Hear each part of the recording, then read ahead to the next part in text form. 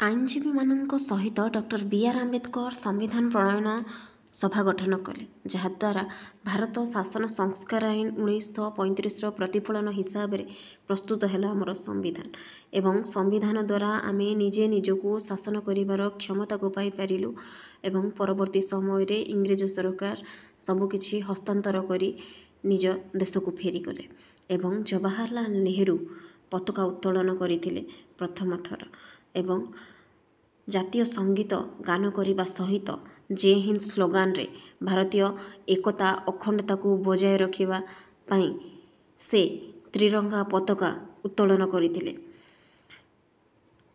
सरदार वल्लभ भाई पटेल देशीय राज्यगुड़ी को एकत्रित करिबारे बलिष्ठ भूमिका ग्रहण करथिले। केवल सेतिके नुह नेताजी सुभाष चंद्र बोसकर जातीय सेनाबाहिनी गठन सहित देशर विप्लवी योद्धा मानक नहीं एक शक्त संगठन गठन करथिले जहाँकि इंग्रेज मानक भयभीत करी रखिथिला।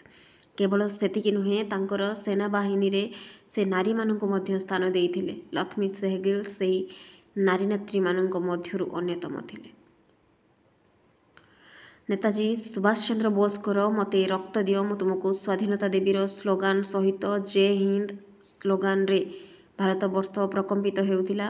महात्मा गांधींकर सत्य अहिंसा नीति माध्यम रे आईन मान्य असहयोग भारत छाड़ आंदोलन सहित जातीय सेनाबाहिनी द्वारा इंग्रेज सरकार भयभीत हो शेषरु भारतरु विदाय नहीं एवं आमर एकतार प्रतीक त्रिरंगा पताका उत्तोलन करा जाइथिला जहाँकि आमर संहति संहति एकतार प्रतीक थिला। जय हिंद स्लोगान सहित जनगण मन अधिनायक संगीत गान करी वीर पुरुष मानकर